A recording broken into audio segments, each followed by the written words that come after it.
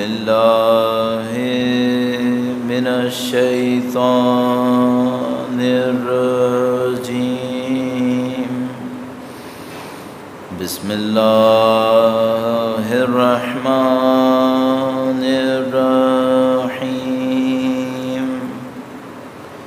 الحمد لله رب العالمين، والصلاة والسلام على سيد الأنبياء والمرسلين، حبيب إله العالمين أبي القاسم محمد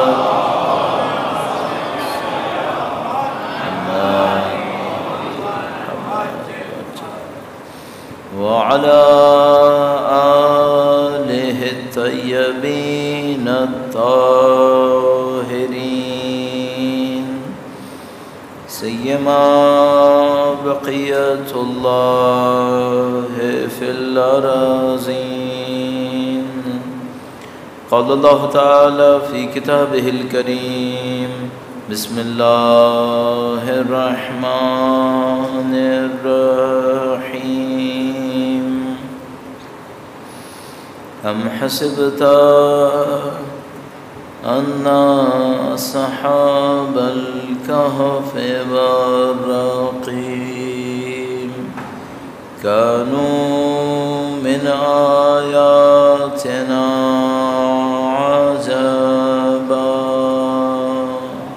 درود بھیجے گا محمد و آل محمد، صلی علی محمد محمد وعجل فرجہم.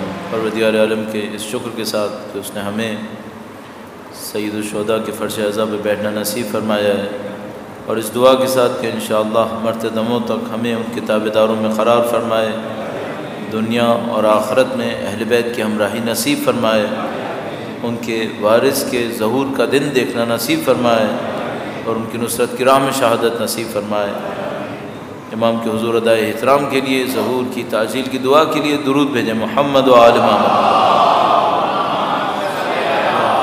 محمد آل محمد وعجل فرجہم.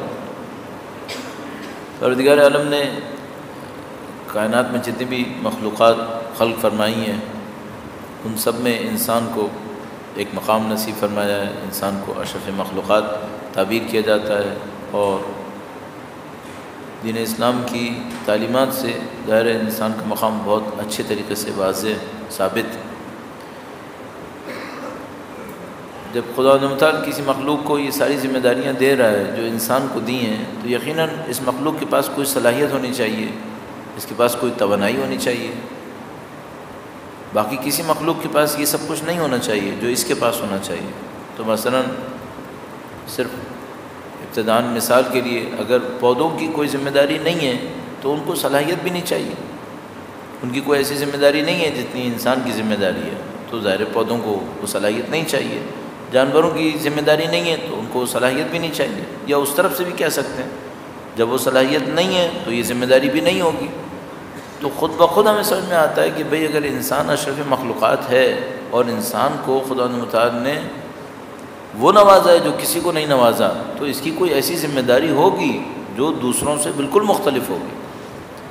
مثلا اگر کوئی انسان اس لیے زندہ ہو کہ زندہ رہنا ہے، تو زندہ رہنے کی خواہش یہ تو جانوروں میں بھی ہے، یہ تو پودوں کے اندر بھی ہے. حتیٰ پودوں میں وہ اس طریقے سے کہ اگر مثال کے طور پر کوئی ایسا پودا ہوتا ہے جو صحرا میں رہتا ہے تو اس کی جڑیں بہت دور دور تک جاتی ہیں، کیونکہ صحرا میں نزدیک پانی نہیں ہوتا، جڑیں اس کی دور دور تک جاتی ہیں تاکہ وہ پانی حاصل کر سکیں.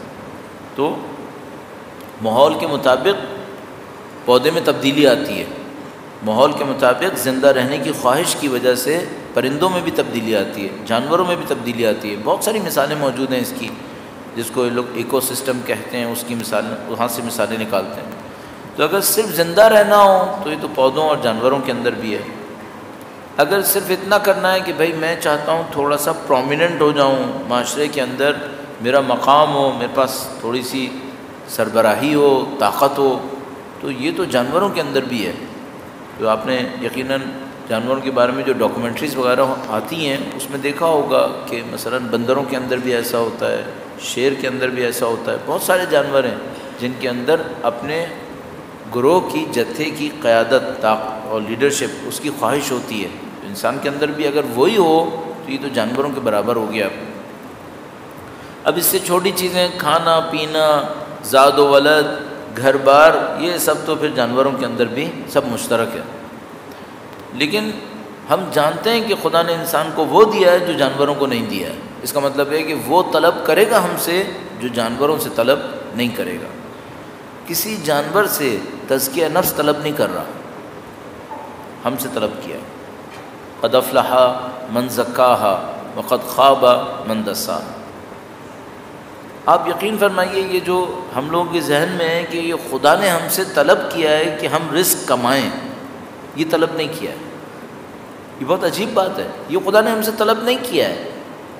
قرآن کریم میں فرماتا ہے لا نسألکم رزقا نحن نرزقک، ہم تم سے رزق نہیں سوال کر رہے، ہم تمہیں رزق دیں گے۔ اس سے زیادہ صریح کیا ہوگا؟ یہ آیہ کریمہ میں نے پڑھی ہے آپ کے سامنے، ٹھہر ٹھہر کے پڑھی ہے، لفظ کا لفظ ترجمہ کیا ہے۔ رزق خدا نے ہم سے نہیں مانگا، فرماتا ہے یہ تو میں تمہیں دوں گا۔ تو آپ کہیں گے بھائی پھر ہم یہ جو صبح کو نکل رہے ہیں، شام کو واپس آ رہے ہیں، یہ جو بھاگ دوڑ ہے یہ سب کس بات کی ہے؟ اصلی بھاگ دوڑ رزق کی نہیں ہے، انسانوں کی زندگیوں میں مشکل حل کرنے کی بھاگ دوڑ تھی۔ اصلی بھاگ دوڑ یہ تھی۔ اصلی بھاگ دوڑ کیا تھی؟ مثلا میرے والد کو فرض کر لیتے ہیں لکڑی کا کام آتا ہے، اس لکڑی کا کام سوسائٹی میں کوئی مشکل حل کرتا تھا، بھئی جس نے کھیت میں کام کرنا تھا اس کو حل چاہیے تھا، تو مثلا میرے والد نے لکڑی کا کام جانتے تھے، انہوں نے حل بنا کے دینا ہے۔ اس کو اپنی گاڑی کے لیے پہیہ چاہیے، تو مثلا میرے والد کو لکڑی کا کام آتا ہے تو پہیہ بنا کے دیں گے۔ کسی فرد کو چمڑے کا کام آتا ہے تو یہ بھی ضرورت تھی، چمڑے کا کام بھی چاہیے تھا۔ تو پہلے جو لوگوں نے کام اختیار کیے تھے وہ کمائی کے لیے نہیں کیے تھے، ضرورتوں کو پورا کرنے کے لیے کیے تھے۔ یہ جو کمائی ہدف بنی ہے یہ بعد میں بنی ہے، پہلے کمائی ہدف نہیں تھی۔ پہلے صرف کیا تھا؟ مثلا چند لوگ مل کے رہیں گے، کچھ ضرورتیں ہیں، یہ بھی اس ضرورت کو پورا کرے گا، وہ ایک اور ضرورت کو پورا کرے گا۔ میں مثال عرض کر چکا ہوں، دوبارہ سے عرض کرتا ہوں، درود بھیجے گا محمد و آل محمد۔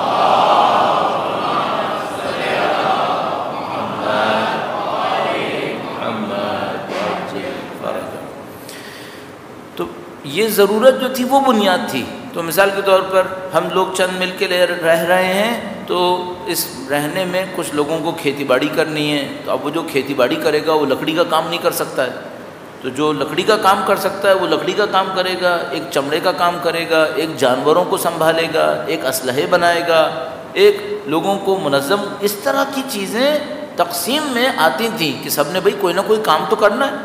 اب اگر ایک آدمی کہے میں کوئی کام نہیں کروں گا، میں بس بیٹھوں گا اور تم سب لوگ مجھے کھلاؤ، کیسے؟ یہ نہیں ہو سکتا بھائی، اب کوئی کام تو کرو، ورنہ تو کیسے پھر گروہ میں رہو گے؟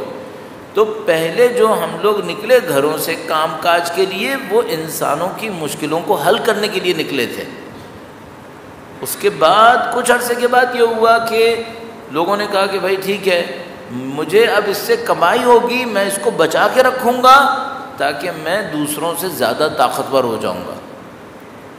اب یہ بہت بڑی گفتگو ہے کہ مثلا یہ کرنسی جو انٹروڈیوس ہوئی یہ فائدہ مند تھی یا نہیں تھی۔ بہت سارے لوگ معتقد ہیں کہ یہ پیسے اور سکے نے آ کر کام خراب کیا ہے۔ مثلا پہلے زمانے میں بارٹر ہوتا تھا، چیز کے بدلے چیز ہوتی تھی، تو وہ لوگ کہتے تھے اس میں دولت مند ہونے کا چانس نہیں تھا۔ یہ جو مصیبت آئی اس نے کیا ہے، بہرحال اس میں نہیں کہاں جا سکوں گا ابھی۔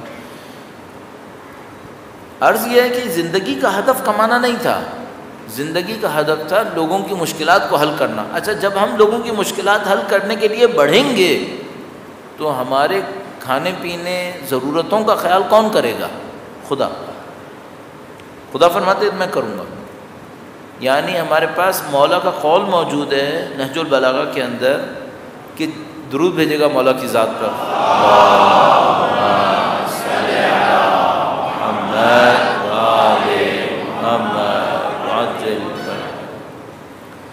فرمایا جس کا خدا نے وعدہ کیا ہے تم اس کے پیچھے ایسے بھاگتے ہو جیسے اس کی ذمہ داری خدا نے تم پہ ڈالی ہے، اور جس کی ذمہ داری خدا نے تم پہ ڈالی ہے تم اس سے ایسے بھاگتے ہو جیسے اس کا تم سے کوئی تعلق ہی نہیں ہے. تشریح، رزق کا وعدہ خدا نے کیا ہے، جس کا وعدہ خدا نے کیا ہے تم اس کے پیچھے ایسے بھاگتے ہو جیسے یہ تمہاری ذمہ داری ہے. کھانے کمانے کے لیے ایسے بھاگتے ہو جیسے زندگی کا اصلی کام یہی تھا، یہی تمہاری ذمہ داری تھی، جبکہ اس کا وعدہ خدا نے کیا تھا. جس کو خدا نے تمہاری ذمہ داری میں ڈالا تھا، تزکیہ نفس، انسان بن کے دکھاؤ، ہمدرد بن کے دکھاؤ، سخی بن کے دکھاؤ. یہ جو خدا نے تمہاری ذمہ داری میں ڈالا تھا تم اس کو ایسے بھلائے بیٹھے ہو جیسے اس کا تمہارا کوئی تعلق ہی نہیں ہے. آج کی دنیا یہی نہیں ہے. بچہ پیدا ہوگا نا تو پلاننگ شروع ہو جائے گی کہ یہ کمائے گا کیسے. مرتے دموں تک میں یہ سوچتا رہوں گا میں کہاں سے کماؤں گا، کہاں خرچ کروں گا. اچھا، اس کی ذمہ داری تھی نہیں. جس کی ذمہ داری تھی کہ تزکیہ نفس کرنا، قد افلح من زکاہا وقد خاب من دساہا، اس سے ایسے فارغ ہیں جیسے اس سے کوئی تعلق ہی نہیں ہے. گنے چنے چند لوگ دنیا کے اندر تزکیہ نفس کو ہدف سمجھتے ہیں، باقی سب معاش معیشت اس کے پیچھے بھاگنا، اور اس کے نتیجے میں وہ سانحے ہوتے ہیں جو ہمارے سامنے ہیں. کہ امام نے کل میں نے فرمان آپ کی خدمت میں عرض کیا کہ لوگ اس وقت تک دیندار رہتے ہیں جب تک ان کی معاش چلتی ہے، جب تک ان کی معیشت چلتی ہے. مصیبتوں میں پھنستے ہیں تو دینداری ختم ہو جاتی ہے. تو عزیزان محترم، میں اور آپ اپنی زندگی کے اندر جو ایک بہت بڑا کام کر لیں، بہت ضروری ہے، چاہے آپ کسی کے کہنے پہ کریں، خود اپنے ذہن سے کریں، وہ یہ کہ اپنی زندگی میں یہ ڈھونڈیں کہ پیسہ تو آئے گا یا نہیں آئے گا، کماؤں گا یا نہیں کماؤں گا، یہ تزکیہ نفس کب ہوگا اور یہ کیسے ہوگا. ایسا نہ ہو میری زندگی انہی جھمیلوں کے اندر ختم ہو جائے اور جب موت کا وقت آئے اور فرشتہ مجھ سے پوچھے بھائی تو نے کتنا تزکیہ نفس کیا، تو میں کہوں میں نے سوچا تو تھا کہ کروں گا، لیکن میں نے سوچا تھا جب ذرا فارغ ہو جاؤں تب کروں گا. فارغ تو کبھی نہیں ہوگا، یہ جھمیلے تو چلتے رہیں گے. اچھا، اب ممکن ہے مجھ سے کوئی کہے بھائی میں کون سا قوم میں چھوڑ جاؤں گا، قوم جاؤں گا تو تزکیہ نفس کرتا نا. نہیں، ہر شخص پہ واجب ہے، قوم جائے یا نہ جائے. یہاں ہو تو کیا واجب نہیں ہوگا؟ مثلا خدا نے لکھا قد افلح من زکاہا، جو قوم جائے، جو نجف جائے. نہیں، قد افلح من زکاہا، ختم. وہ کامیاب ہوگا جو تزکیہ نفس کرے گا، سب کے لیے. تو عزیزان محترم، اس کے اوپر آپ توجہ فرما رہے ہیں. پہلے سے میں نے کہا آپ کی خدمت میں اور عرض کر دوں، ہماری اصلی ذمہ داری یہاں پر آتی ہے. اب دنیا میں بھی رہنا ہے، اور دنیا میں رہنے کے لیے اور تزکیہ نفس دونوں کو کرنے کے لیے خدا نے ہمیں ایک نظام دیا جس کو ہم دین تعبیر کرتے. کل اس کے اوپر عرض کیا کہ جو دین قبول نہیں کرتے وہ کیوں قبول نہیں کرتے؟ تو اپنی آنکھوں سے اثر نہیں دیکھتے، اثر دیکھتے ہیں تو سمجھنے کی کوشش نہیں کرتے، ورنہ ہماری آنکھوں کے سامنے بھی اثر بہت آ چکے ہیں اگر ہم نے کوشش کر کے سمجھنا ہوتی. اچھا، فرض کرو اگر دین نہیں لینا ہے تو پھر راستے کیا ہیں؟ دو تین راستے ہیں. ایک میں آپ کی خدمت میں عرض کرتا ہوں، درود بھیجے گا محمد و آل محمد صلی علی محمد و آل محمد یا علی. خدا متعال نے دین دیا ہے، کہا میرے بندے بن جاؤ، سب چیزیں میں حل کروا دوں گا. اس کو ہم کہتے ہیں عبودیت، بندگی. بندے بنو، جو میں کہتا ہوں وہ کرو، تمہاری زندگی بھی حل ہے، دنیا بھی حل ہے، آخرت بھی حل ہے. وحی پہ اعتماد کرو، نبی، امام، خدا، اس پہ اعتماد کرو، جو کہتے ہیں وہ کر لو. یہ ایک راستہ ہے. اچھا، اگر کوئی یہ کہ میں یہ نہیں کروں گا یا کسی بھی وجہ سے نہیں کر رہا میں، تو پھر ایک اور راستہ ہے، تم زندگی میں کوشش کرو، ٹرائی کرو، کوشش کر کے دیکھو نتیجہ کیا نکلتا ہے، دیکھ لو. تو میں آپ کی خدمت میں عرض کر دیتا ہوں، دنیا میں کچھ فیصد لوگ ایسے ہیں جنہوں نے عبودیت کا راستہ پکڑا ہوا ہے.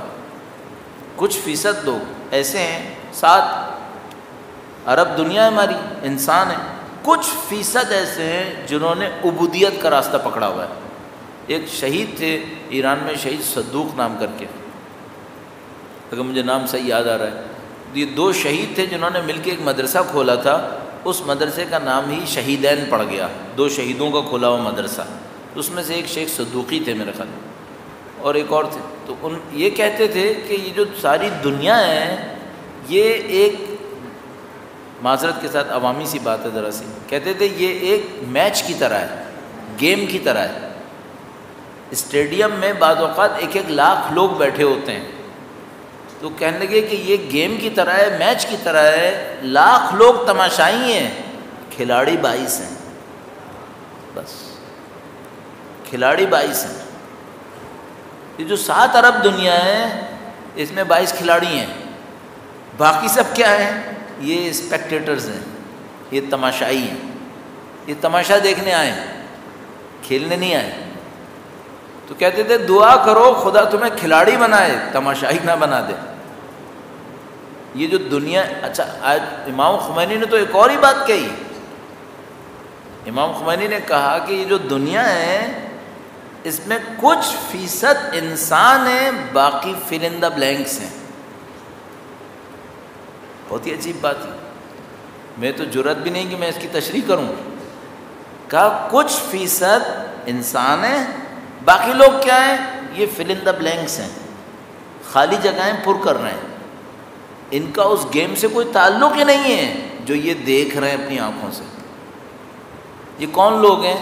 یہ وہ ہیں جو غافل ہیں، اپنی دنیاؤں میں گھسے ہوئے ہیں، ان کو کچھ نہیں پتہ آگے فرشتے نازل ہو رہے ہیں، بدر ہو رہی ہے، کربلا ہو رہی ہے، انہیں کچھ نہیں پتہ۔ انہیں صرف یہ پتہ ہے ایک کاروان مکے سے پیسہ لے کے نکلتا ہے، شام جاتا ہے، شام سے نکلتا ہے، مکے آتا ہے، بیچ میں اس کے ساتھ کچھ ہو گیا ہے، کچھ پیسہ آ گیا ہے، کچھ پیسہ نہیں آیا ہے، بیچ میں بدر ہوئی تھی، اسے کچھ نہیں پتہ، اسے کچھ نہیں خبر۔ اس کو صرف یہ پتہ ہے کچھ پیسہ گیا تھا، کچھ پیسہ آیا ہے۔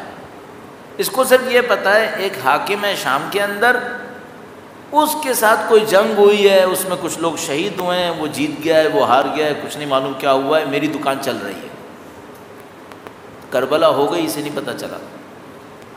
تو امام خمینی کہتے تھے کچھ انسان ہیں، باقی فل ان دا بلینکس ہیں، وہ اپنی بلینکس میں گھوم رہے ہیں۔ تو تم انسان بنو، انسان بننے کے لیے کیا کروں؟ تزکیہ نفس کرو، اپنے آپ کو انسان بناؤ، اس قابل بناؤ کہ تم انسان بنو۔ تو اعزان محترم، یہ اصلی معاملہ یہاں پر ہے کہ ہم لوگوں کو یہ سیکھنا ہے۔ تو بھائی ایک راستہ تو یہ ہے کہ عبودیت کا راستہ ہے، اسے پکڑ لو۔ دوسرا راستہ کیا ہے؟ بہت سارے لوگ زندگی گزار رہے ہیں، تم بھی گزارو۔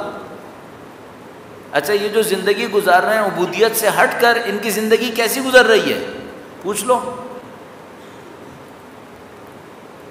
کتنے لوگ زندگی میں پرسکون ہیں؟ پوچھو ذرا۔ دنیا ذہنی مریضوں کا اڈا بن گئی ہے۔ اگر کوئی فضائی مخلوق دنیا کے 7 ارب انسانوں کے دماغوں کو اسکین کرے کہ اس میں سے ذہنی مریض کتنے ہیں، تو وہ حیران رہ جائیں گے کہ اتنے بڑے ذہنی مریض کے اسٹیشن پہ یہ سارے زندہ کیسے ہیں؟ ذہنی مریض بنے ہوئے لوگ، اور اس کے اندر سمجھ نہیں پا رہے کرنا کیا ہے۔ دیکھیے سکون سارا غارت ہو رہا ہے، اقدار ساری ختم ہو رہی ہیں، باپ اور بچے اپنی زندگی کچھ سمجھ میں نہیں آ رہا ہو کیا رہا ہے۔ اور جب آپ ایک تو خواب و خیال میں بیٹھا ہوتا ہے نا، مثلا پاکستان میں بیٹھا ہے، وہ سوچ رہا ہے امریکہ میں پتہ نہیں کیا ہو رہا ہے۔ اچھا وہاں جا کے دیکھ لو وہاں پہ کیا ہو رہا ہے، وہاں پہ جا کے دیکھو، وہ شروع میں یہ دکھائے گا میں بہت خوش ہوں، میں بہت خوش ہوں، ٹینس بھی کھیل رہا ہے، سوئمنگ بھی کر رہا ہے، یہ بھی ہو رہا ہے، وہ بھی ہو رہا ہے۔ ذرا اس کی زندگی کو جا کے کھریدو اور دیکھو اندر کیا ہے، خالی پڑیں۔ تو دوسرا راستہ یہ راستہ ہے، اس میں بدبختی بہت زیادہ ہے، لوگ مر بھی رہے ہیں، اس میں سب کچھ ہو رہا ہے۔ تو بھائی ایک سادہ سی بات ہے، عبودیت پہ آ جاؤ۔ تو اب انسان کہتا ہے مجھے یقین نہیں آ رہا ہے، یقین نہیں آ رہا ہے، تو پھر ایسا کرو تھوڑے سے تجربے کرو، دین کے نام پہ تجربے کرو۔ تو میں 1-2 تجربے عرض کرتا رہتا ہوں، یہ بھی تجربہ ایک عرض کرتا ہوں جو بڑا اچھا ہے کہ انسان ان تجربوں کو کر لے۔ البتہ اس سے پہلے اور اس سے بیچ میں ایک اور راستہ بھی ہے. ایک تو یہ کہ دوسروں پہ اعتماد کرو، جو دنیا کر رہی ہے وہ کر لو. ایک اور راستہ ہے وہ یہ کہ ذرا دینداروں کی زندگی کو دیکھو. اس کو تھوڑا سا بیان کروں گا آپ کی خدمت میں. درود بھیجے گا محمد و آل محمد پر. صلی علی محمد و آل محمد. تھوڑا دینداروں کی زندگی دیکھنی چاہیے. تو یہ بہت اچھا ہوتا ہے کہ انسان ان لوگوں کی زندگیوں کو دیکھے جن کو دین میں کامیاب دیکھا ہے. اس کو کہتے تھے عرفا کے حالات پڑھو، عرفا کی زندگی دیکھو. مثال کے طور پر بھئی آپ نے اپنی زندگی میں اس دور میں بڑے عرفا میں مثلا آیت اللہ بہجت کو پایا ہے. اب تو بچے کو نام پتہ ہے. تھوڑا سا جا کے دیکھیں دل ان لوگوں کا مطمئن ہوتا ہے یا پریشان ہوتے ہیں. دل کے اندر غریب ہوتے ہیں یا امیر ہوتے ہیں، مطمئن ہوتے ہیں یا نہیں، گھبرائے ہوئے ہوتے ہیں، کیسے ہوتے ہیں یہ لوگ؟ تو جو کوئی بھی ان کے تھوڑا سا نزدیک گیا ہے اس کو پتہ ہے یہ لوگ دل کے رچ، غنی، ان میں کوئی پریشانی نہیں آتی. یہ لوگ بڑے سکون سے زندگی گزارتے ہیں، راتوں کو روتے ہیں، دن کو خوش ہوتے ہیں. ابھی مجھے بس ہمارے ملک کے جو مشہور شاعر ہیں افتخار عارف صاحب، وہ ابھی اسلام آباد میں ملے تھے. تو رہبر معظم سے کچھ ملاقاتیں ان کی ہوئی تھیں.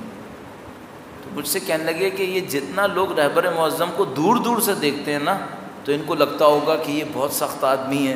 کہنے کہ ہرگز ایسا نہیں ہے، ہرگز ایسا نہیں ہے. کہنے کہ اتنے نرم اور اتنے اپنی زندگی میں خوش انسان ہیں کہ آدمی تعجب کرتا ہے کہ کیسے ہے. ایسے کوئی تعجب کی بات نہیں ہے. بڑے جو آغا بہجت کے بھی استاد تھے سید علی قاضی طباطبائی، ان کو کسی نے سوچا کہ میں ان کو اپنا استاد بناؤں. تو اس نے کہا پہلے میں جائزہ تو لوں کہ یہ استاد کیسے استاد ہے. تو اس نے کیا کیا کہ وہ ایک مدرسے میں رات کو کبھی رکا کرتے تھے. تو اس نے اس مدرسے میں اپنا کمرہ لے لیا کہ بھئی ذرا دیکھوں گا ان کی زندگی کیسی ہے. تو کہنے لگا کہ میں رات کو ان کے مدرسے کے کمرے میں جا کے سننے کی کوشش کرتا تھا. تو ساری رات ایسے چلا چلا کے روتے تھے کہ لگتا تھا پتہ نہیں کوئی بچہ ہے، ان کی ماں ہے جس کا بچہ مر گیا ہے، کیا مشکل آ گئی ہے، ایسا رو رہے ہیں ایسا رو رہے ہیں. کہنے لگا انہی کو میں دن میں دیکھتا تھا تو سارے دن ایسے ہنستے تھے جیسے رات کو کبھی روئے ہی نہیں ہوں. اور یہ لوگ امیر المومنین کے تابع تھے کہ مولا نے فرمایا تھا حزنہ فی قلبہ بشرہ فی وجہہ. مومن وہ ہوتا ہے جس کا حزن اس کے دل میں ہوتا ہے اور خوشی اس کے چہرے پہ ہوتی ہے. تو یہ لوگ راتوں کو اللہ کے سامنے روتے ہیں، زندگیوں میں مطمئن ہوتے ہیں، پرسکون ہوتے ہیں. تو ایک راستہ یہ بھی ہے، ذرا ان کے حالات زندگی کو دیکھیں. اچھا دنیا میں لوگ کس پہ مرتے ہیں؟ دولت پہ مرتے ہیں، شہرت پہ مرتے ہیں. ذرا دیکھیں ان لوگوں نے دنیا کے لیے کبھی ایک قدم نہیں اٹھایا. خدا نے کیا نہیں دیا انہیں. خود امام خمینی کو دیکھیں، یتیم بچے تھے، یتیم. یعنی جس بچے نے چھوٹے سے ایک گاؤں کے اندر یتیمی میں آنکھ کھولی ہو، کیا توقع ہے اس سے؟ کیا کر لے گا؟ اور جو انہوں نے کیا وہ ہمارے سامنے ہے، اور جس بنیاد پہ کیا وہ بھی ہمارے سامنے ہے. سوائے خدا کی بندگی کے کوئی بنیاد نہیں قبول کی، کبھی کر لیا سب کچھ. تو میں یہ کہتا ہوں یہ کافی نہیں ہے ہمارے لیے، ہمیں امید دلانے کے لیے. تو عزیزان محترم ایک راستہ ہوتا ہے کہ بھئی ہم عبودیت پہ آ جائیں، اللہ کی بندگی کو مان لیں. چلو فرض کرو کوئی کہتا ہے میں عبودیت پہ میرا دل نہیں مان رہا، تو میں کہتا ہوں پھر دوسرا راستہ یہ کہ 7 ارب انسان گھوم رہے ہیں پھر رہے ہیں، تم بھی انہی میں چلے جاؤ، ان کی زندگیاں دیکھ لو کیا کرنا ہے یہ. اچھا ان کے اندر کامیابی کا ریشو کتنا ہے؟ 1%، 2%، باقی نے سب نے رگڑنا ہے. 1-2% ہیں یہاں سے لے کے امریکہ تک، حضرت حشر ایک ہی ہے. 1-2% نے اپنی دنیا میں کامیاب ہونا ہے، اندر سے ان کا کیا حشر ہو رہا ہوگا وہ بھی اللہ ہی جانتا ہے. تیسرا راستہ یہ ہے کہ بھائی سیکھ لو، تجربوں سے سیکھو، عرفاء کے تجربے دیکھو، خود بھی تجربے کرو۔ کل میں نے تجربہ کرنے کے لیے پورا ایک پروٹوکول دینے کی کوشش کی کہ بھائی تجربے کیسے کریں، تو اب میں ایک دو مثالیں آپ کی خدمت میں عبادتوں کے علاوہ تجربوں کی کہتا ہوں۔ کل تو عبادتوں کی تجربوں کی مثال کہی تھی، عبادتوں کے علاوہ تجربوں کی مثال ایک دو کہتا ہوں۔ درود بھیجے گا محمد و آل محمد محمد۔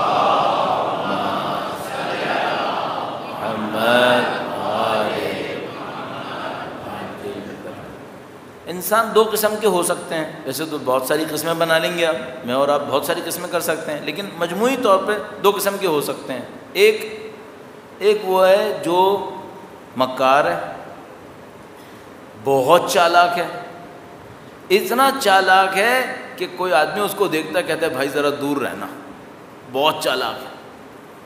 ایک ہیں جو بہت چالاک ہیں، بہت مکار ہیں، اپنے کام کے ماہر ہیں۔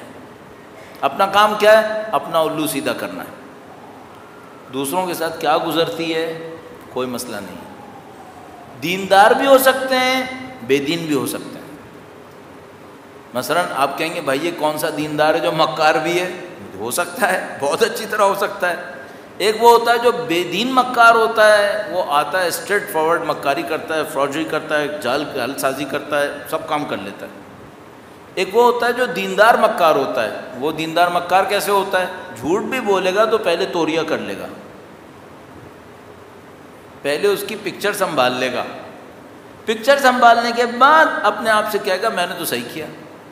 وہ یہاں پہ ایک ایرانی نمائش لگی ہوئی تھی سامان کے، اب ایرانیوں کو بلا میں گھسیٹنے کی ضرورت نہیں تھی، میرے منہ سے نکل گیا۔ تو میں نے کسی بندے سے کچھ لینا چاہا، کچھ خریدنا چاہا، تو اس سے پوچھا بھائی کتنے کا ہے؟ کہنے لگا میں نے خود مثلا 5000 میں خریدا ہے۔ تو ہمارا ایک دوست ساتھ ہی تھے، تو انہوں نے مجھے ہاتھ سے اشارہ کیا کہ اس سے مت خریدنا۔ جب مجھے صحیح لگ رہا تھا، میں نے کہا صحیح چیز تو صحیح ہے، پیسے بھی مناسب ہی تھے، تو خیر وہ مجھے سائڈ میں لے گیا۔ میں نے کہا کیوں بھائی صحیح تو لگ رہا ہے؟ کہنے لگا بہت مکار آدمی ہے۔ میں نے کہا کیوں؟ کہنے لگا مجھے خود بتا رہا تھا کہ اپنی بیوی کو میں نے بیچا ہے اتنے میں اور اس سے 5000 میں خریدا ہوا ہے۔ اصل میں کچھ اور میں خریدا تھا، رات کو سارا سامان بیوی کو بیچتا ہے اور اونچی قیمت پہ خریدتا ہے تاکہ اگلے دن کہے میں نے خود 5000 میں خریدا ہے۔ یہ دینداری ہے۔ جھوٹ تو نہیں بول رہا ہے، اپنی بیوی سے خریدا ہے، لیکن یہ دینداری ہے۔ دیندار مکار یہ کرتا ہے۔ دینداری کی تصویر صحیح کر لے گا، تصویر بالکل صحیح ہے، لیکن پرفیکٹ مکار، پرفیکٹ مکار۔ بھائی اس کا کیا فائدہ ہے اس دینداری کا؟ تو ایک راستہ یہ ہوتا ہے مکاری کا راستہ، چال بازی کا راستہ، جس کو ہماری دنیا میں کیا کہتے ہیں؟ ہماری دنیا میں اس کو کہتے ہیں ہوشیاری۔ اور یہ بھی ہماری روایتوں میں ہے کہ ایک زمانہ آئے گا جب مکاریوں کو ہوشیاریاں کہیں گے، اور اس کو یہ کہیں گے، اس کو وہ کہیں گے۔ اچھا دوسرا ایک راستہ کیا ہے؟ دوسرا ایک راستہ یہ ہے کہ دیکھو یہ دنیا خدا کی ہے، خدا نے مکاروں کے لیے خلق نہیں کی ہے، یہ دنیا خدا نے خلق کی ہے ہمدردی کرنے والوں کے لیے۔ مکاری کے راستے پہ نہیں چلو، سادگی کے راستے پہ چلو، دوسروں کے لیے ہمدرد رہو، دوسروں کے کام آنا سیکھو، یہ مکاریاں بند کر دو۔ دو راستے ہو گئے۔ اچھا اب ایسا کرو دونوں پہ کچھ عرصے چل کے دیکھ لو۔ ایک تو یہ ہے کہ بھئی خدا کی مان لو، خدا کہہ رہا ہے مکاری مت کرو، اسٹریٹ فارورڈ رہو، دوسروں کا نقصان مت بناؤ، ایسے پلاننگ مت کرو جس میں دوسروں کا نقصان ہو، کسی کا نقصان ہو رہا ہے اسے بول دو تیرا نقصان ہے اس کے اندر۔ جو اتنی کہانیاں ہمارے پاس ہیں، امام کہتے ہیں میں اس کے پاس آؤں گا جو ایسا ایماندار بن کے دکھائے۔ تو ایک دین کا راستہ ہے، دین کہتا ہے مکاری نہیں کرو، بزنس کرو، مکاری نہیں کرو، برے منصوبے مت بناؤ، کسی کو غفلت میں پھنساؤ نہیں، ساری چیزیں پہلے بتا دو، صحیح سے بتاؤ۔ بھائی بتانے کا بھی طریقہ ہوتا ہے نا، ایک پیپر دے دیا سائن کر دو اور وہ پیپر لپیٹ کے رکھ لیا، بعد میں نکال لو، دیکھو یہ جو چھوٹا چھوٹا لکھا ہے نا اس کا مطلب یہ تھا، تم نے سائن کیا ہے؟ تو کہتے ہیں میں نے کب کیا؟ کہتے ہیں میں نے بتایا تھا، دیکھو پڑھ لو، تم نے نہیں پڑھا تھا۔ بھائی دکھا دو کہ بھائی یہ مسئلہ ہے، یہ اس میں پھنس سکتے ہو تم، اگر مکاری نہیں کرنی تو صحیح کرو اس کو۔ ایک راستہ ہے امانت داری کا، بزنس کرو، کام کرو، کماؤ، سب کام کرو، لیکن صحیح سے کرو، دھوکے مت دو، پھنساؤ نہیں لوگوں کو، غلط منصوبے مت بناؤ، کوئی غفلت میں ہے تو اسے سمجھاؤ کہ بھئی یہ ہونے والا ہے تیرے ساتھ۔ دوسرا راستہ ہے مکاری کا، اگر یہ راستہ نہیں سمجھ میں آ رہا نا تو مکاری کر کے دیکھو، مکاری پہ چلو، اس کے بعد ان لوگوں کا حشر دیکھو جنہوں نے مکاریاں کی ہیں، اچھی طرح دیکھ لو۔ اگر محبت اور ہمدردی کا راستہ پسند نہیں آ رہا نا تو ذرا نفرتیں کر کے زندگی گزارو، نفرتیں کر کے زندگی گزار کے دیکھ لو۔ اگر لگتا ہے اس میں زندگی گزر جائے گی تو چلو وہ کر لو، نہیں گزرے گی۔ اور اگر کوئی یہ کہہ رہا ہے نا کہ نہیں ہم نے دیکھا ہے کہ یہ بھی گزرتی ہے، جا کے نزدیک سے اچھی طرح دیکھو کہاں یہ لوگ پھنستے ہیں، کہاں پہ یہ لوگ روتے ہیں، کہاں پہ معاملہ ان کے ہاتھ سے نکلتا ہے، پھر ان کی زندگی میں بچتا کیا ہے، سب اچھی طرح دیکھو۔ تو اعزان محترم، دین ہمارے پاس ہے، اس دین نے لوگوں کو کامیابیاں دی ہیں، دنیا میں بھی آخرت میں بھی۔ نہیں اچھا لگ رہا تو دوسرے راستے ٹرائی کرو۔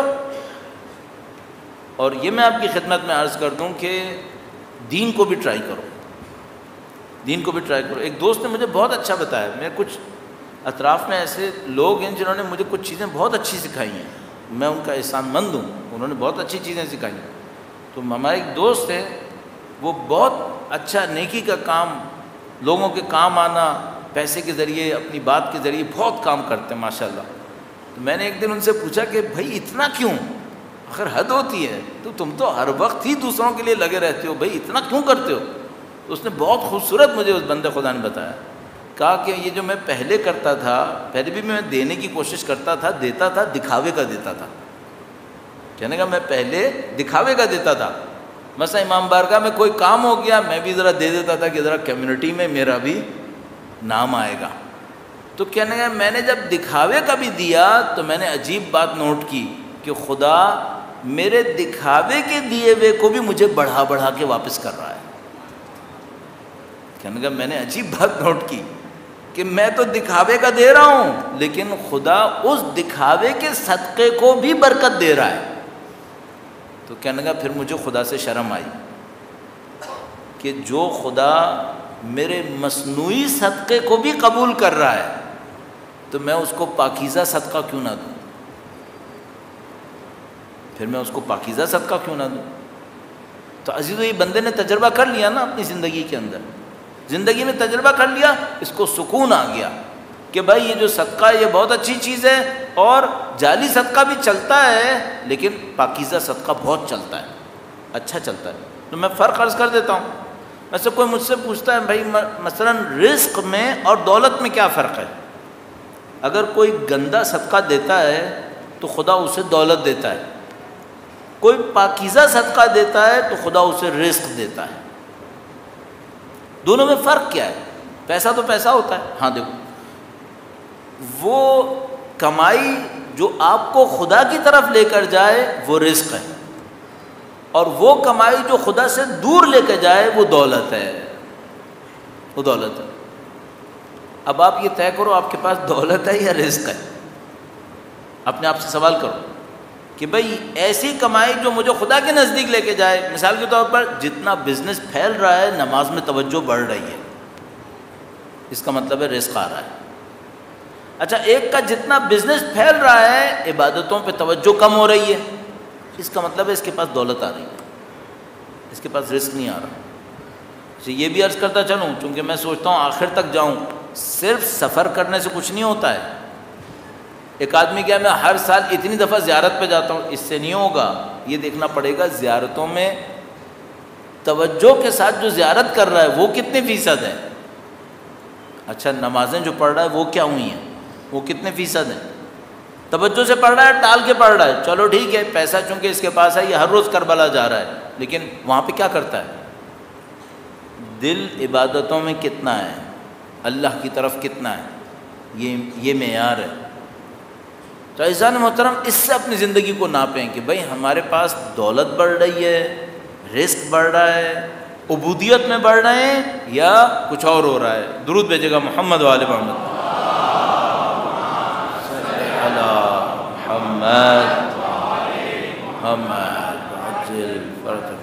عزیزان محترم میں جو اتنی تفصیل سے آپ کی خدمت میں عرض کر رہا ہوں وہ اس لیے عرض کر رہا ہوں چونکہ مجھے اس کا امکان بہت لگ رہا ہے کہ ہم میں سے بہت سارے لوگ دین کے ظاہر کے اوپر بیٹھ کر اپنے آپ کو مطمئن کر رہے ہیں، دین کے ظاہر پہ بیٹھ کر، جو میں نے مثال دی نا کہ دیندار بھی ہے مکار بھی ہے، یہ ہمیں بہت نظر آ رہے ہیں، یہ بہت نظر آ رہے ہیں، پہلے بھی تھے ابھی بھی زیادہ ہوتے جا رہے ہیں۔ اور یہ مثال بھی بہت نظر آ رہی ہے کہ ظاہر میں تو دین میں لگا ہوا ہے لیکن دل سے دور جا رہا ہے، ایکچولی ظاہر میں لگا ہوا ہے لیکن دل سے اندر سے نہیں ہے، دل سے اندر سے خالی ہے۔ تو 2-3 معیار میں نے آپ کی خدمت میں عرض کیے، اگر دولت بڑھ رہی ہے اور دل میں خوف خدا بڑھ رہا ہے، عبادتوں پہ توجہ بڑھ رہی ہے، انسانوں کی خدمت بڑھ رہی ہے، تو یہ رزق ہے، ورنہ یہ کچھ اور ہے، کچھ اور۔ اور اس سلسلے میں ہم نے آپ کی خدمت میں نماز کے اوپر اصرار کیا کہ بھئی ہم کچھ پریکٹیکل پوائنٹس عرض کریں گے اور آپ اسے کرنے کی کوشش کیجیے گا۔ بہت سارے لوگ پہلے سے کر رہے ہوں گے، لیکن کہنے کا فائدہ یہ ہوتا ہے کہ بھئی اگر کوئی کورس کی طرح چاہے کہ بھئی ہر روز سنیں تھوڑا تھوڑا سا اور کریں، تو میں ساری نماز کو ایک دن میں بھی کہہ سکتا تھا، لیکن میں چاہ رہا ہوں ایک اسٹیپ کر کے بولوں تاکہ آپ اکٹھا نہ سنیں اور ہر روز ایک قدم اور آگے بڑھیں۔ پہلے بھی سنا ہوا ہوگا آپ نے، یہ سب نئی چیزیں تھوڑی ہیں۔ تو ہم نے جو بیان کیا اس میں کہا کہ بھئی باڈی پہ کنٹرول بڑھائیں تاکہ نماز میں کنٹرول بڑھے، اور نماز سے پہلے وقت کے امام کو مدد کے لیے پکاریں، اللہ کے سامنے کچھ وعدے کریں، اپنے ذہن کو حاضر کریں کہ ہم خدا کے سامنے ہیں، تکبیرہ کو خدا کی عظمت کے ساتھ بلند کریں، کھڑے ایسے ہوں جیسے مالک کے سامنے غلام کھڑا ہوتا ہے، جیسے ہم نے قیامت کے دن خدا کے سامنے کھڑا ہونا ہے، انگلیاں بند، آگے زانوں کے اوپر، جسم سیدھا، دونوں پاؤں مساوی فاصلے پنجے اور ایڑی کے درمیان۔ پڑھتے وقت یہ سوچیں کس سے کہہ رہے ہیں، کیا کہہ رہے ہیں۔ پھر آپ گئے رکوع میں، اور رکوع میں عرض کیا کہ اپنے آپ کو سیدھا، کمر کو سیدھا، گردن بھی سیدھ میں، آنکھیں نیچے کی طرف، تھوڑا سا زانوں کے اوپر دباؤ کے ساتھ آپ نے کلمات کو انجام دینا ہے، اور خدا سے یہ سوچنا ہے خدا کے سامنے کہ خدایا میں گردن کٹوانے کو تیار ہوں، زندگی تیری امانت ہے۔ کل تک یہ بات عرض کی تھی، اپنے جتنے لوگوں نے اس پر توجہ دی ہے اور 1-2 دن میں کر رہے ہیں، خدا انشاءاللہ ان کی توفیقات میں اور اضافہ فرمائے، اور جو نہیں کر پائے ہیں، اور یہ ممکن بھی ہے، یہ ممکن ہے، تو خدا سے دعا کریں گے خدا ان کی توفیقات میں بھی اضافہ فرمائے انشاءاللہ۔ دعاؤں کی قبولیت کے لیے درود بھیجیں محمد و آل محمد، صلی علی محمد و آل محمد وعجل فرج۔ اس کے بعد کھڑے ہو کر کہنا ہے سمع اللہ لمن حمیدہ، خدا اس کی سنتا ہے جو اس کی حمد کرتا ہے۔ صحیح، اس جملے کا کیا مطلب ہو سکتا ہے؟ بہت سارے مطلب ہو سکتے ہیں، سادہ سی باتیں کرنی ہیں اس لیے عرض کر رہا ہوں، یا بولیے جو مجھے سمجھ میں آتا ہے۔ اس کا مطلب یہ ہوگا کہ پہلے یہ دیکھو کہ تم جو کر رہے ہو یہ حمد کہنے کے قابل ہے۔ تو انسان جب یہ جملہ کہے تو اپنے آپ سے پوچھے یہ جو میں نے اب تک کیا ہے یہ حمد کہلائے جانے کے قابل ہے کیا؟ خدا تو اس کی سنتا ہے جو اس کی حمد کرتا ہے۔ یہ جو کچھ میں کر رہا ہوں جس طرح سے، یہ حمد بن گئی۔ ابھی سجدہ کروں گا اور کہوں گا سبحان ربی الاعلی و بحمدہ، یہ وہ حمد ہے جو خدا سمع اللہ، خدا سنتا ہے۔ کس طرح کروں کہ خدا سنے؟ یہ جملہ شاید ہمیں ایک ہوشیاری دلانے کے لیے ہے کہ دیکھو غفلت نہیں کرنا، ڈھنگ سے پڑھنا۔ پھر آپ سجدے میں گئے، سجدہ میں دونوں انگلیاں، ہاتھوں کی انگلیاں بند، قبلے کی سمت، آگے پیچھے نہیں کریں، سیدھا رکھیں۔ آپ کہیں گے کیا فرق پڑتا ہے؟ میں کہہ رہا ہوں باڈی پہ کنٹرول کرو تاکہ دماغ پہ کنٹرول رہے۔ سر کے دونوں طرف رکھیں ہاتھ، انگلیاں کھولے نہیں، ہاتھ ٹیڑھے نہیں کریں، سیدھے کریں قبلے کی سمت۔ جسم کو تھوڑا بیلنس رکھیں، جسم کو بیلنس رکھیں۔ سجدہ کر رہے ہیں خدا کے سامنے، اپنی حقارت کا احساس کریں، خدایا میں تیرا ذلیل بندہ ہوں، میرا سب کچھ تیرے لیے ہے، میں سرنڈر کرتا ہوں، تسلیم کرتا ہوں تیرے سامنے، میرا کچھ نہیں ہے، سب کچھ تجھ سے ہے۔ اب تھوڑا سا یہاں پہ ایک علامتی بیان بھی ہے۔ آپ نے پہلا سجدہ کیا، پھر آپ اٹھے، آپ نے کہا اللہ اکبر، اسی طرح اللہ کی عظمت کو سوچیں، استغفر اللہ ربی، وَأَتُوبُ إِلَيْهِ، یہ استغفار کس بات کی ہے؟ اس میں ایک بیان یہ دیتے ہیں کہ بھئی یہ جو میں سجدے سے اٹھا ہوں تو گویا میں نے اللہ کی بندگی کو تھوڑی دیر کے لیے روکا ہے، اس سجدے سے باہر آیا ہوں، تو استغفار اس بات کے اوپر ہے کہ بھئی میں سجدے سے باہر آیا ہوں۔ تو بعض کہتے ہیں نہیں، اس کا ایک اور سمبولک بیان بھی ہے۔ سمبولک بیان کیا ہے؟ وہ کہتے ہیں کہ یہ جو پہلا سجدہ ہے نا، یہ گویا ہمیں خدا نے خلق کیا ہے، یہ پہلا سجدہ ہماری خلقت کے لیے ہے کہ دیکھو اس مٹی سے خلق ہو، تم کچھ نہیں ہو، اس مٹی سے خدا نے تمہیں خلق کیا ہے، صحیح ہے؟ پھر جو اٹھ کے بیٹھے تو کہا استغفر اللہ ربی واتوب الیہ، یہ کس بات کا بیان ہے؟ یہ دنیا کی زندگی ہے، دنیا کی زندگی، گناہوں کی زندگی ہے، غفلت آتی ہے، نافرمانیاں آتی ہیں، اس دنیا کی زندگی کے لیے اچھا کتنی دیر کی ہے؟ اتنی دیر کی ہے، یہ اٹھے یہ گئے، اتنی دیر کی، اور اس میں کیا کرتا ہوں؟ اس میں غفلت دکھاتا ہوں، اس میں گناہ کرتا ہوں، اس میں ظلم کرتا ہوں، اس کے لیے کہتا ہوں استغفر اللہ ربی واتوب الیہ۔ اب یہ ایسے ہی سوچیں کہ اس بیان کے مطابق اگر کوئی اپنا پہلا سجدہ صحیح کرے تو شاید اس کی خلقت پہ بڑا اچھا اثر پڑے گا، کوئی سجدے کے درمیان استغفار توجہ سے پڑھے تو شاید دنیا کے گناہ بخش دیے جائیں گے۔ پھر جو دوسرا سجدہ ہوا یہ کیا ہے؟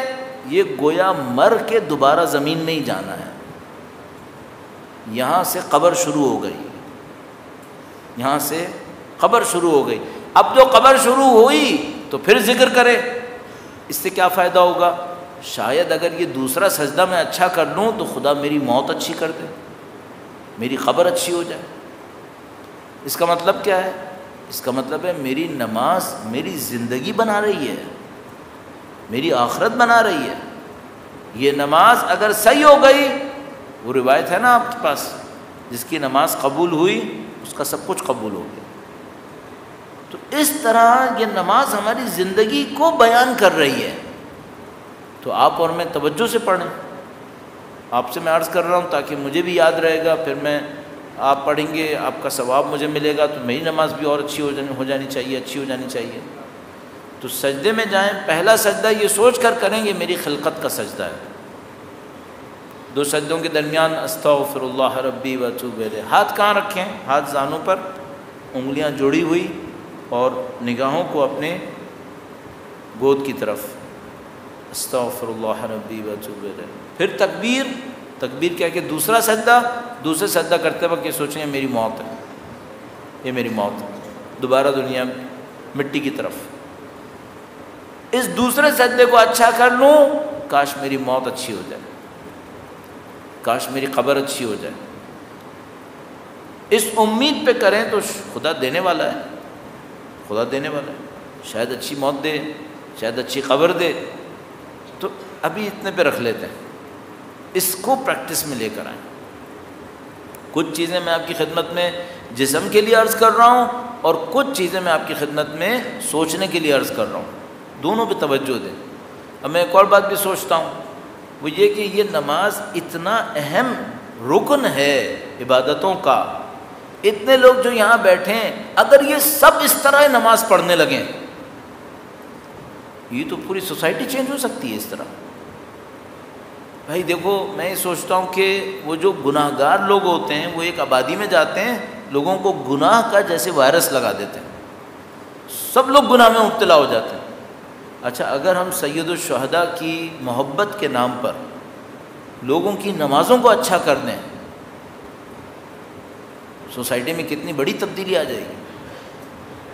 اور آپ ماشاءاللہ اتنی اچھی تعداد میں لوگ یہاں بیٹھے ہیں، اگر یہ سب لوگ طریقے سے نماز پڑھ رہے ہیں، اور پڑھ رہے ہوں گے پہلے سے، میں اس کو یاد دلا رہا ہوں تاکہ تھوڑا سا اور بہتر ہو جائے، کتنی بڑی تبدیلی آ سکتی ہے۔ آپ کی اولاد پہ کتنا اچھا اثر پڑے گا، آپ کے خاندان پہ کتنا اچھا اثر پڑے گا، آپ کی ذات پہ تو ظاہر پڑے گا ہی، شاید میری اور آپ کی آخرت اچھی ہو جائے۔ تو مثلا شاید ہم نے پچھلی زندگی کے پچھلے سالوں میں گناہ کیے ہوں گے، پہلا سجدہ اچھا کر لیں، خدا خلقت کو اچھا کر دے اور بہتر کر دے۔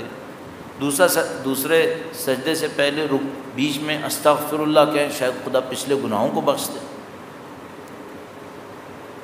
اس طرح سے ہمیں نماز پہ توجہ دینی چاہیے، اور انشاءاللہ خدا نے ہمیں کچھ دینا ہوگا تو یہاں تک لایا نا، نہ لاتا نہ توفیق دیتا۔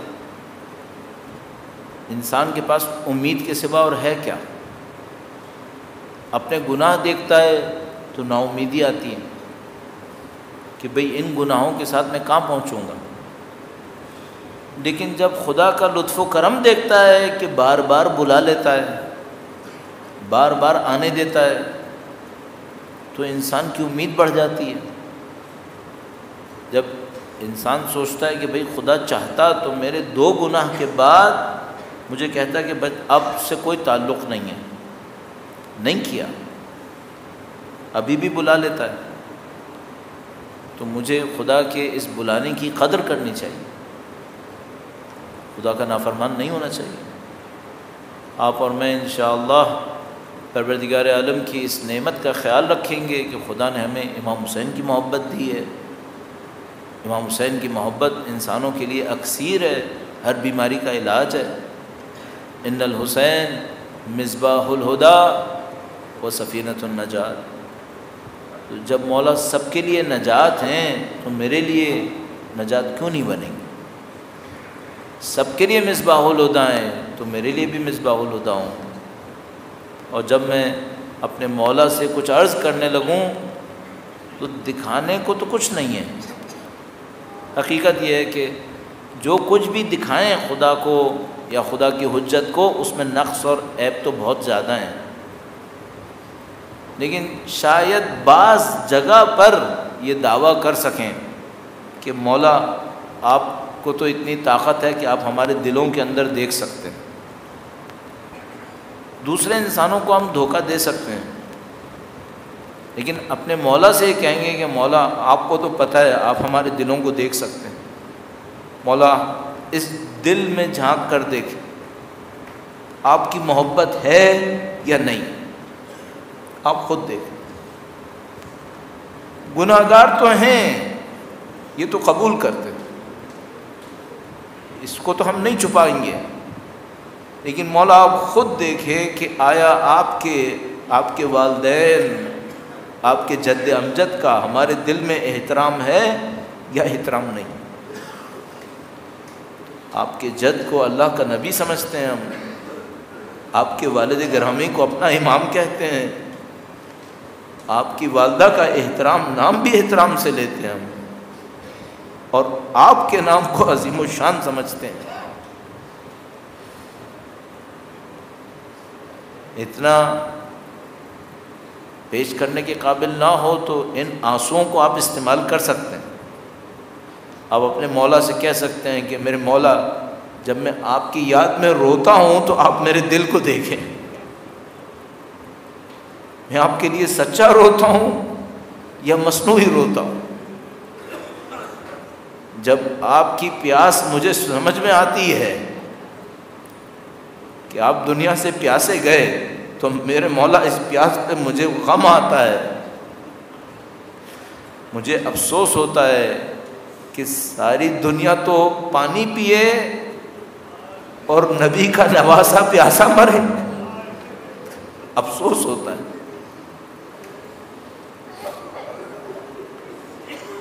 نبی کا گھرانہ ساری دنیا کو سنبھالے، سب کا خیال کرے، اور یتیم کسی کو باپ نہ بنا سکے تو امیر المومنین کو اپنا باپ کہے۔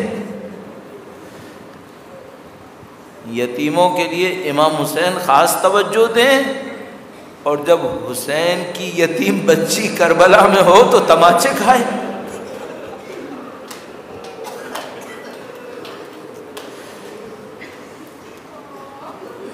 جب مولا امیر المومنین کوفہ میں تھے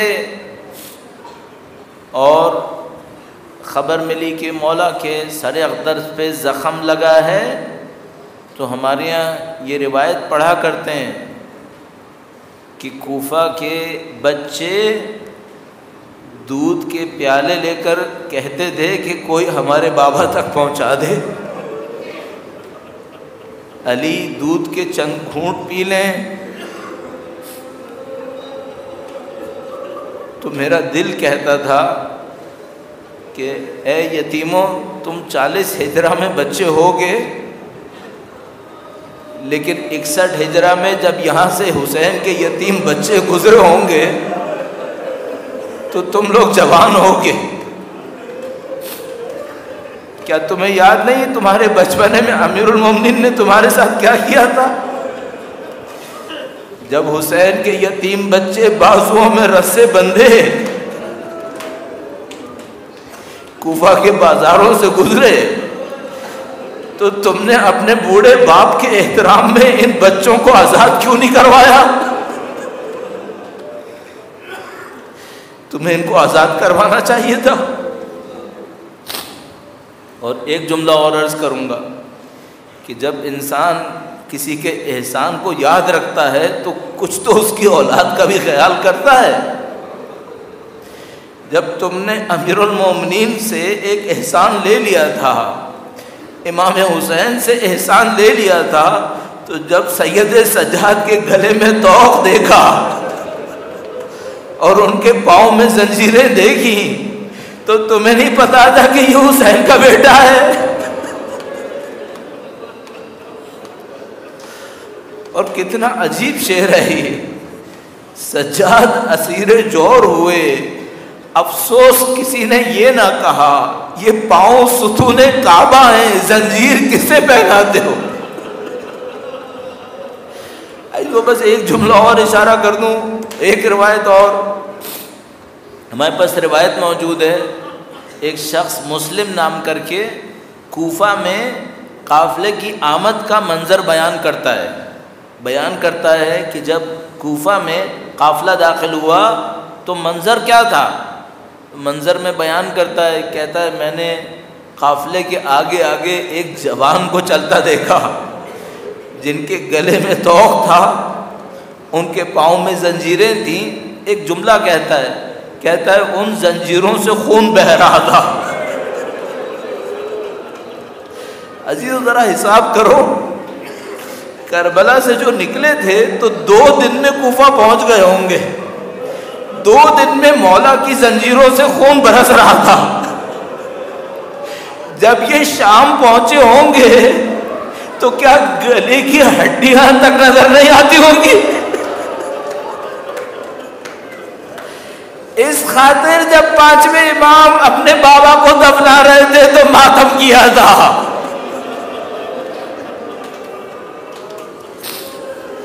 الا لعنۃ اللہ علی القوم الظالمین وسيعلم الذين ظلموا أي منقلب ينقلبون۔ ماتم حسین۔